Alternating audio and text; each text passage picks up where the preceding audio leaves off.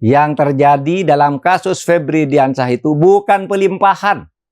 Bukan pelimpahan, melainkan penyerahan atau pengalihan kelanjutan penyidikan kasus.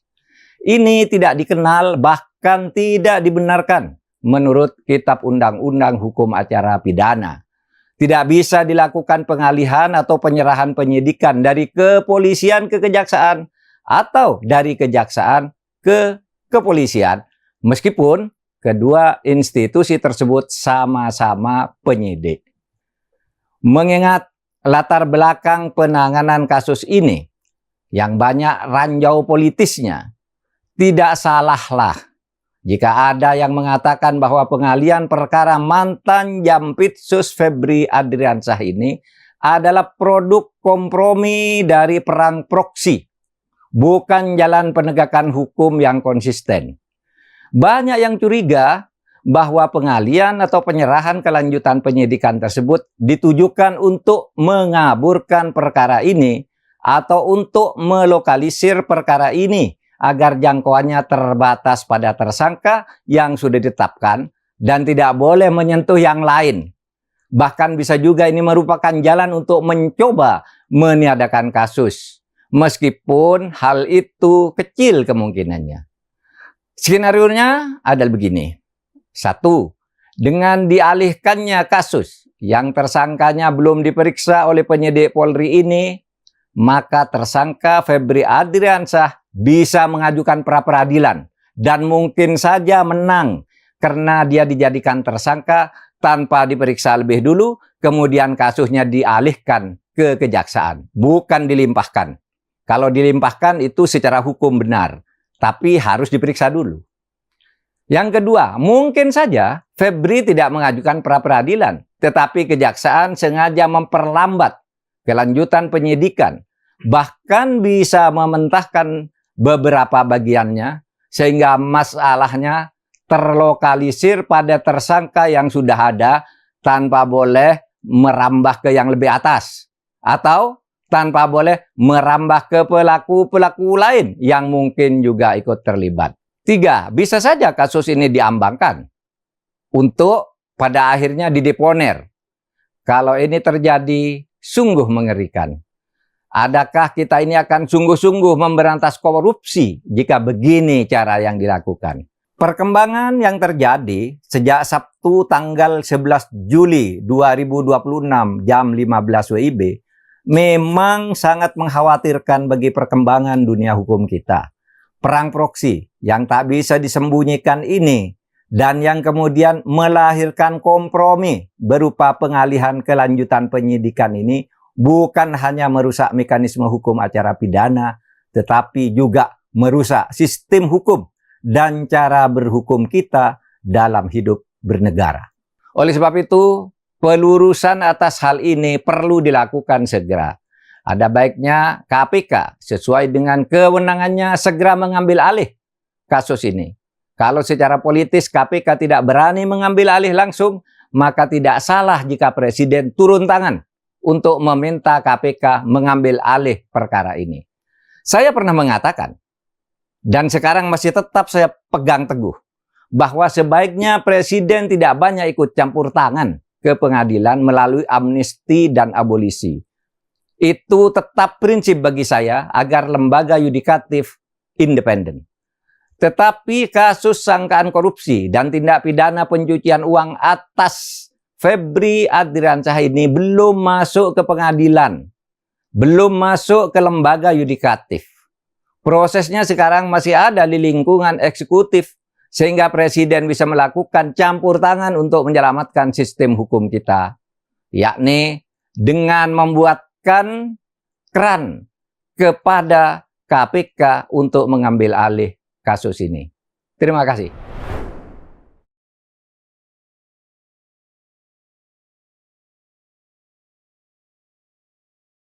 Uang rupiah 4.462.000, ulangi 462.365.000 rupiah, 84.356 United States Dollar ataupun USD, 17.595 real Saudi,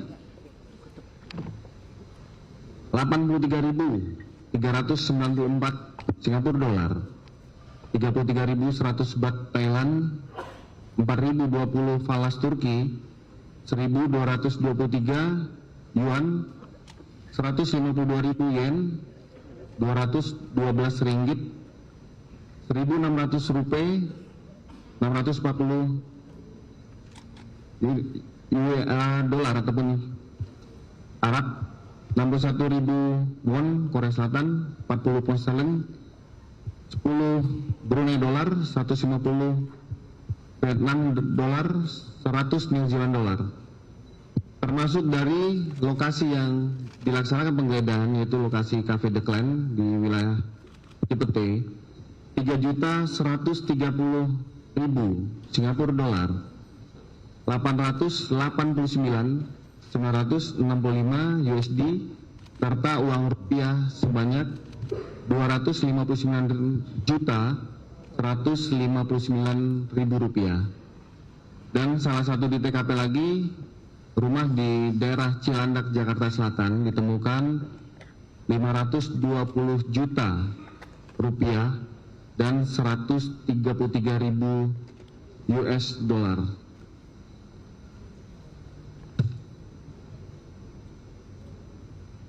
Dari hasil yang ditemukan, termasuk 15 saksi saat ini yang sudah dimintai keterangan, maka penyidik melakukan langkah-langkah pendalaman terkait tentang dugaan tindak pidana korupsi, baik itu suap, gratifikasi, dan pencucian uang.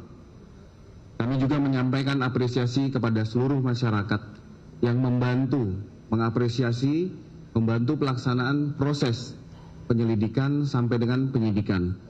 Demikian bisa kami sampaikan. Mungkin dari rekan-rekan ada yang ingin ditanyakan.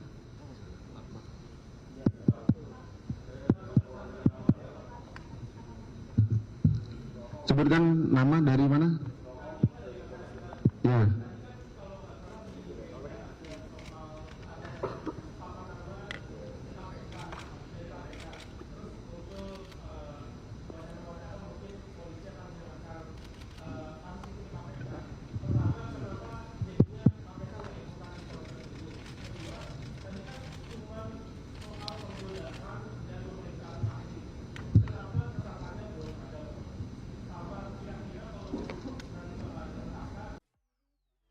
You've got a great idea.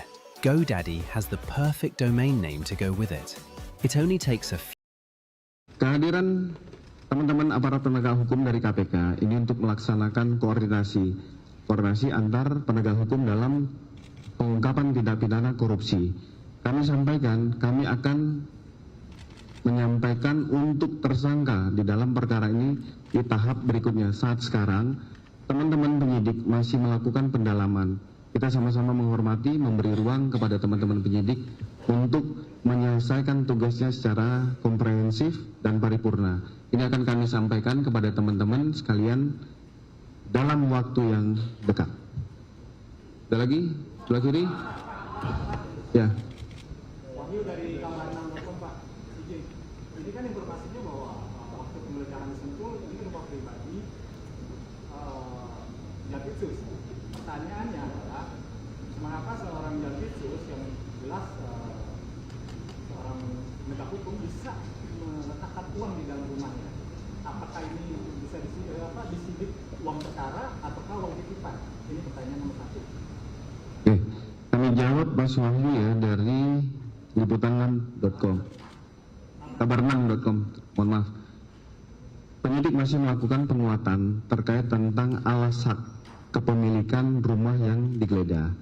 Memang mungkin informasi yang beredar adalah, termasuk tadi ada konferensi pers tadi pagi, tapi penyidik akan melakukan pendalaman melalui PT Sentul City, melalui juga akan memeriksa saksi sekitar, serta akan melakukan pemeriksaan terhadap BPN terkait tentang akte kepemilikan, SHM kepemilikan atas nama siapa. Dari uang yang ditemukan ini masih dilakukan pendalaman Begitu juga penyidik masih melakukan klaster terkait tentang 3 objek perkara terkait tentang barang bukti yang ditemukan. Kami mohon waktu kepada teman-teman sekalian dan kami akan menyampaikan dalam waktu yang dekat. Terakhir.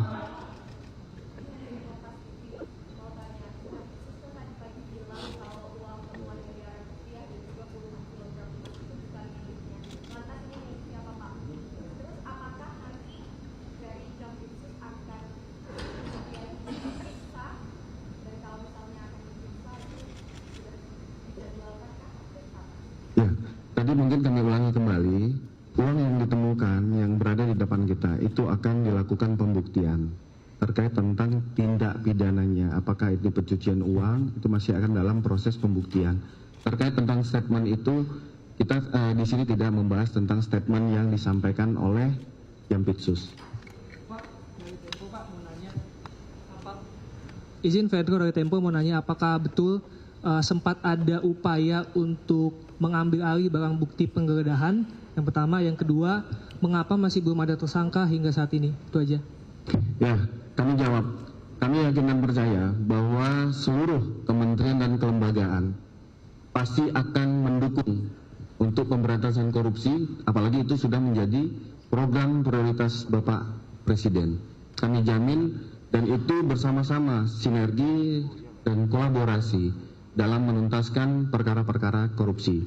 Bukan malam ini tetapi akan dalam waktu dekat kami akan menyampaikan terkait tentang tersangka dalam perkara yang ditangani oleh Dirjen Investigasi oleh Kortas dan Polda Metro Jaya. Terakhir ya.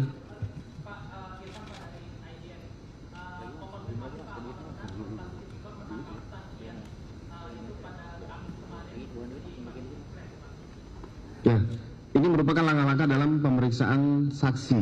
Kami sampaikan pemeriksaan tadi yang termasuk 15 saksi yang kami periksa diminta keterangan, salah satunya adalah itu. Jadi yang bersangkutan masih status sebagai saksi.